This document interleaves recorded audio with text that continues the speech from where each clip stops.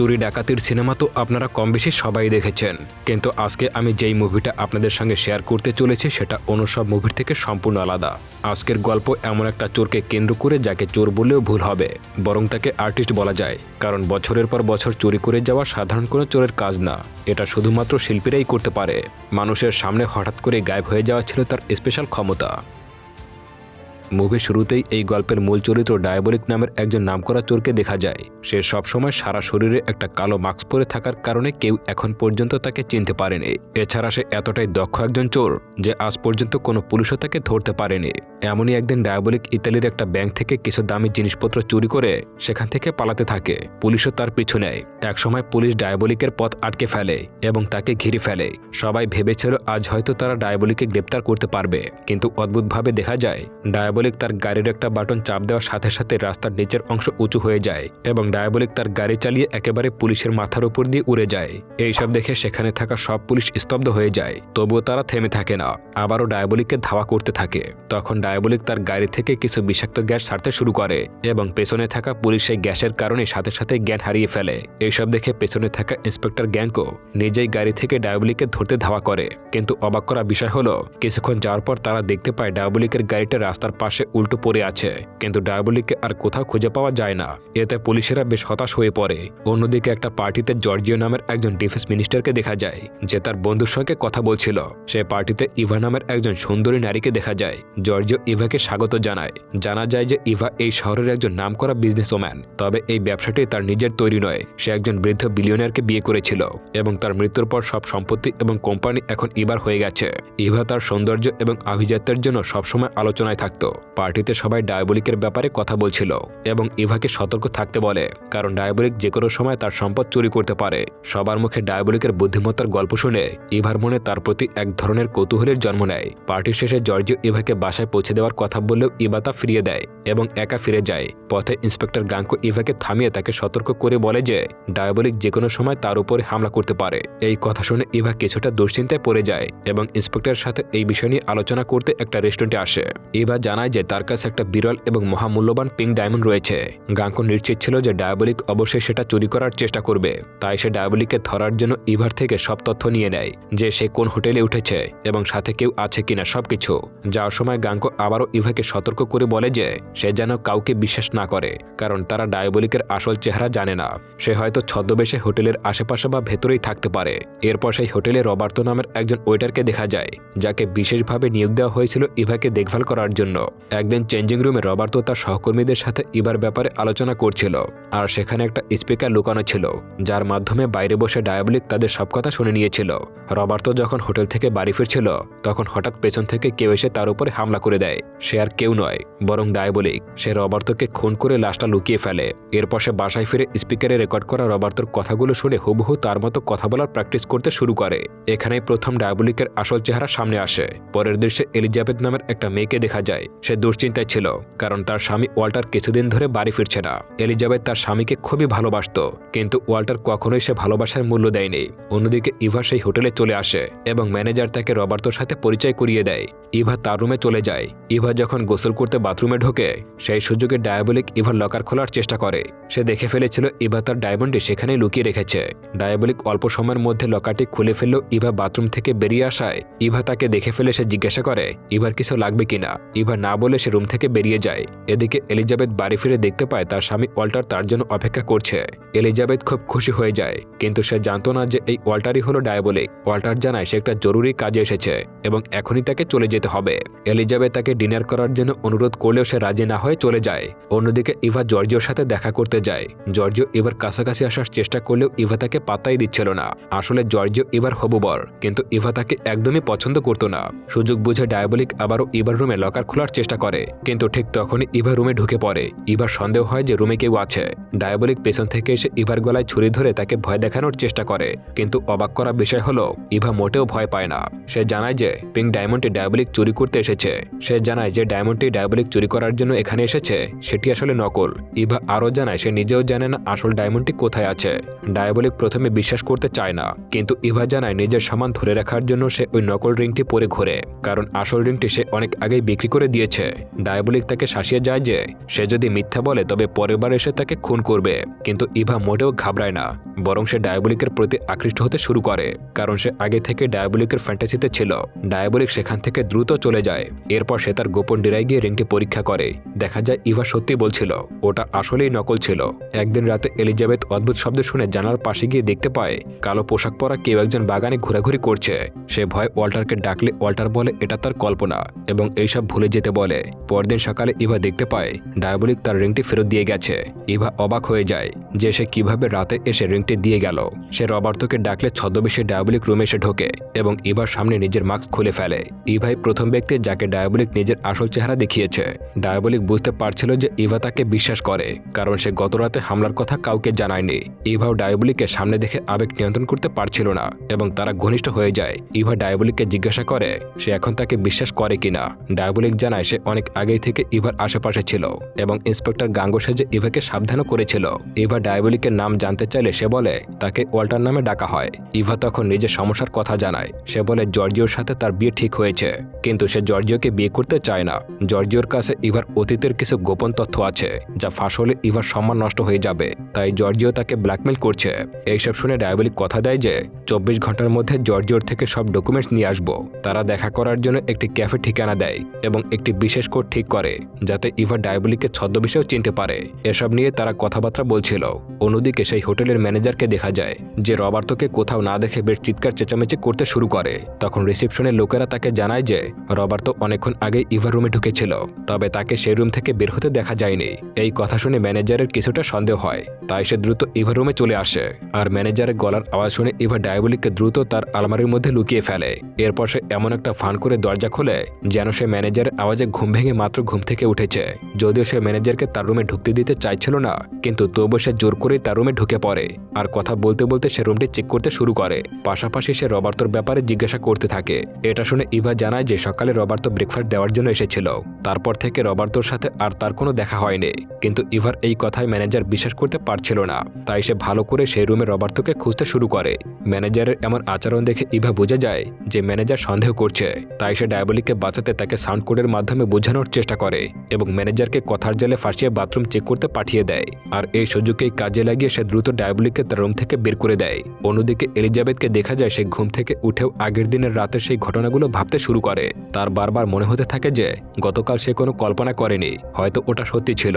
আর তাই সে নিজের সন্দেহ দূর করতে আবারও বাগানে যায়। সে সেই গোপন রাস্তাটি খুঁজতে থাকে এবং অনেকক্ষণ পর সেটা ঠিক খুঁজেও পেয়ে যায়।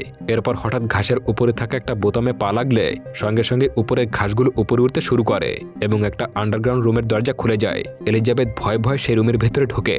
আর যখন সেই রুমের ভেতরে ঢোকে তখন সে ভয় চিৎকার করে ওঠে, কারণ সেই রুমে অনেক মানুষের মুখোশ সাজানো ছিল। এমনকি সেই জায়গায় নানা ধরনের কেমিক্যালও রাখা ছিল, যেগুলো দেখে এলিজাবেথের বুঝতে বাকি থাকে না যে এটা ডায়াবলিকের গোপন ডেরা। তাই সে দ্রুত পুলিশকে কল করে এবং সাথে সাথে ইন্সপেক্টর গাঙ্গো তার টিম নিয়ে সেখানে চলে আসে। এরপর তারা তদন্ত করে বুঝতে পারে যে এলিজাবেথের স্বামী ওয়াল্টারই হলো ডায়াবলিক। অন্যদিকে ডায়াবলিককে দেখা যায় সে রাস্তা দিয়ে আসার সময় তার গাড়িতে থাকা একটা বোতাম চাপার সাথে সাথেই পাশের পাথর উঠে গিয়ে একটি নতুন রাস্তায় ঢুকে পড়ে।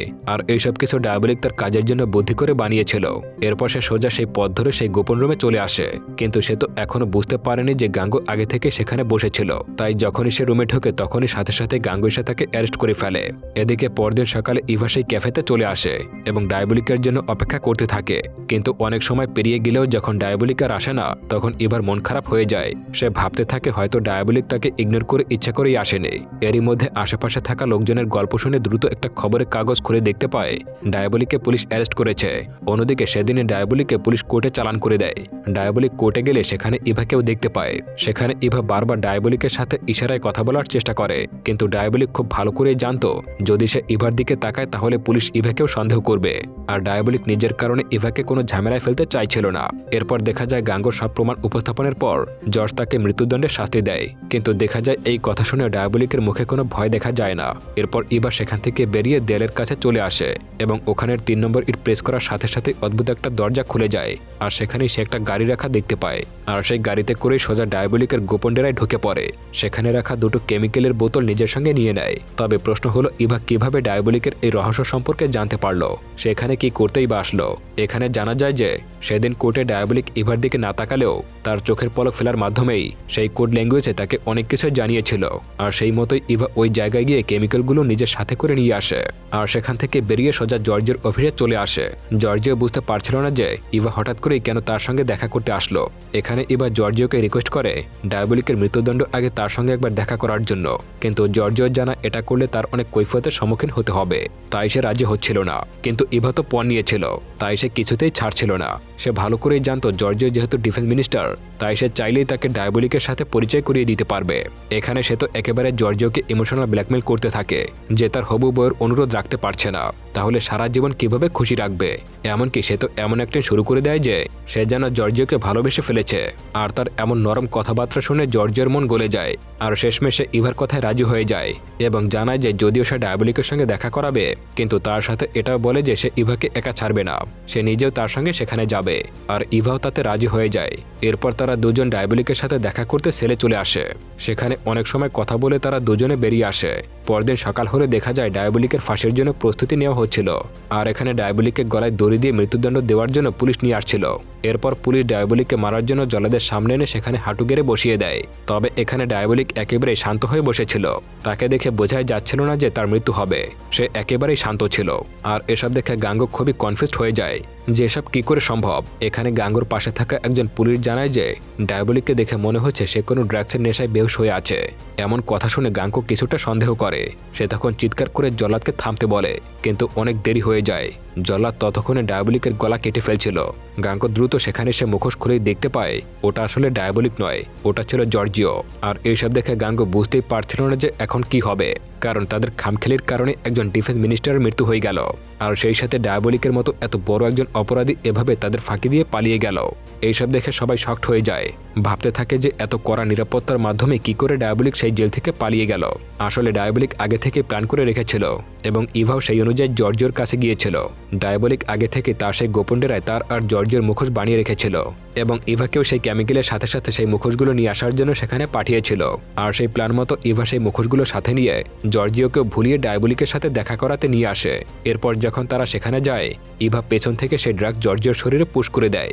এমনকি তার কাছ থেকে ইভা সেই ইনফরমেশনগুলো কোথায় আছে সেগুলো খবর বের করে নেয়। জর্জিও জানায় সেগুলো তার পার্সোনাল লকারে লুকিয়ে রেখেছে।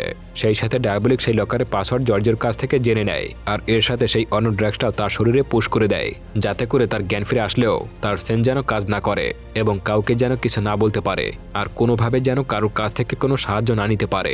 এরপর সে দ্রুত নিজের মুখোশ আর জামাকাপড় জর্জিওকে পরিয়ে দেয় আর জর্জিওর মুখোশ আর জামাকাপড় সে নিজে পরে নেয় আর সেখান থেকে ইভার সঙ্গে বেরিয়ে যায়। একেবারে পারফেক্ট প্ল্যান, কেউই বুঝতে পারল না। যদিও ডায়াবলিক এসব কাজ একেবারে প্রফেশনাল ছিল, কিন্তু ইভা প্রথমবার করলেও সে এমনভাবে কাজগুলো করছিল যা দেখার মতোই ছিল। অন্যদিকে দেখা যায় ডায়াবলিক জর্জিওর মাস্ক পরে তার অফিসে ঢোকে এবং সেই লকার খুলে ইভা সেই গোপন ডকুমেন্টসগুলো নিয়ে নেয়। এরপর দ্রুত সেখান থেকে বেরোনোর চেষ্টা করে। এরই মধ্যে সেই অফিসে পুলিশ চলে আসে, কিন্তু তারা সেখানে ঢুকতে গেলেই দেখা যায় ডায়াবলিক তাদের সামনে দিয়ে বেরিয়ে আসে। কিন্তু তাড়াহুড়ার কারণে তারা ডায়াবলিককে চিনতেই পারে না। পরবর্তী সিনে দেখা যায় একজন ধনী মহিলা তার সব মূল্যবান জিনিসপত্র লকারে রাখার জন্য এসেছে। তার জিনিসগুলো অনেক মূল্যবান হওয়ায় সে সাথে করে সিকিউরিটি নিয়ে আসে। এরপর সে তার জিনিসগুলো কতটা সুরক্ষিত থাকবে সেটা জানতে সেই ব্যাংকের ম্যানেজারের কাছে গিয়ে দেখা করে। সেই ম্যানেজার জানায় তাদের এই ব্যাংকের দেয়ালটা 3টা পার্টে ভাগ করা আছে, তাই সেই 3 পার্টের দেয়াল ভেঙে কেউ ভেতরে ঢুকে চুরি করতে পারবে না। আর পাশাপাশি সেই লকারের চাবি শুধুমাত্র তার কাছেই থাকবে এবং সেই চাবি অন্য কেউ ব্যবহার করতে পারবে না। আর এত সব সিকিউরিটির কথা জানতে পেরে সেই মহিলা তার সব মূল্যবান জিনিসপত্রগুলো সেই লকারে রেখে দেয়। এরপর সে সোজা নিজের রুমে ফিরে আসে এবং সেখানে ডায়াবলিক আগে থেকেই তার জন্য বসেছিল। আর এখানেই জানা যায় ডায়াবলিক আসলে ইভাকে ছদ্মবেশে সেই জায়গায় পাঠিয়েছিল সিকিউরিটি সিস্টেমের সব ইনফরমেশন কালেক্ট করার জন্য। আর যেহেতু তাদের সবকিছু জানা হয়ে গেছে, তাই এবার সেই মূল্যবান জিনিসগুলো চুরি করার প্ল্যান করতে শুরু করে। অন্যদিকে গাঙ্গুকে দেখা যায় সে এখন পাগলের মতো হন্যে হয়ে ডায়াবলিককে খুঁজতে শুরু করেছে। সে পুরো শহরের ব্যাংকের লকারগুলোতে রাখা জিনিসপত্রগুলো লিস্ট বের করে এবং খুঁজতে শুরু করে কোন লকারের সব থেকে দামি জিনিসপত্র রাখা আছে, কারণ সে তো এটা ভালো করে জানতো যে ডায়াবলিক কোনো ছোটখাটো জায়গায় চুরি করবে না। এমনি করে খোঁজ লাগিয়ে গাঙ্গো সেই লকারের খবর পেয়ে যায় এবং তখন থেকেই সেই লকার রক্ষা করার জন্য সব রকমের প্রস্তুতি নিতে শুরু করে। সেই সাথে তার পুরো টিমকে কাজে লাগিয়ে দেয় পুরো শহরের সব অলিগলি সহ শহরের আন্ডারগ্রাউন্ড টানেলগুলোতে নজর রাখতে, কারণ তারা কেউই জানে না যে ডায়াবলিক কোথা থেকে ঢুকবে। কিন্তু এদিকে ডায়াবলিককে দেখা যায় সে এতক্ষণে সেই ব্যাংকে ঢুকে পড়েছিল। তবে দেখা যায় এবার ডায়াবলিকের সঙ্গে সেখানে যেতে চাইলেও ডায়াবলিক তাকে সাথে না নিয়ে একাই চলে যায়, কারণ সে জানতো এই কাজটা খুবই ঝুঁকিপূর্ণ এবং সে কোনোভাবে ইভাকে কোনো ধরনের বিপদের মধ্যে ফেলতে চাইছিল না। এরপর ডায়াবলিক তার প্ল্যান মতো আন্ডারগ্রাউন্ড টানেলের মধ্যে ঢুকে ব্যাংকে ঢোকার জন্য যেতে থাকে।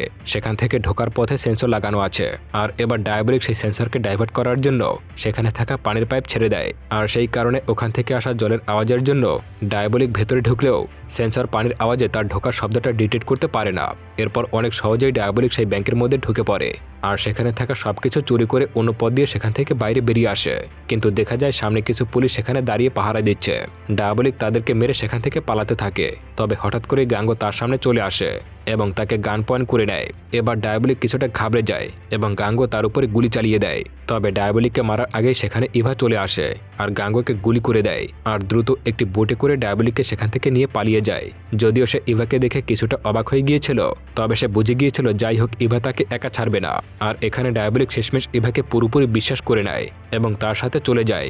অন্যদিকে গাঙ্গো এই আহত অবস্থায় তাদের দাঁড়িয়ে দাঁড়িয়ে দেখতে থাকে, কিন্তু এই অবস্থায় একা একা তার কিছুই করার ছিল না। এরপর বেশ কিছুদিন কেটে যায় এবং একটা বোটে ইভা আর ডায়াবলিককে দেখা যায়।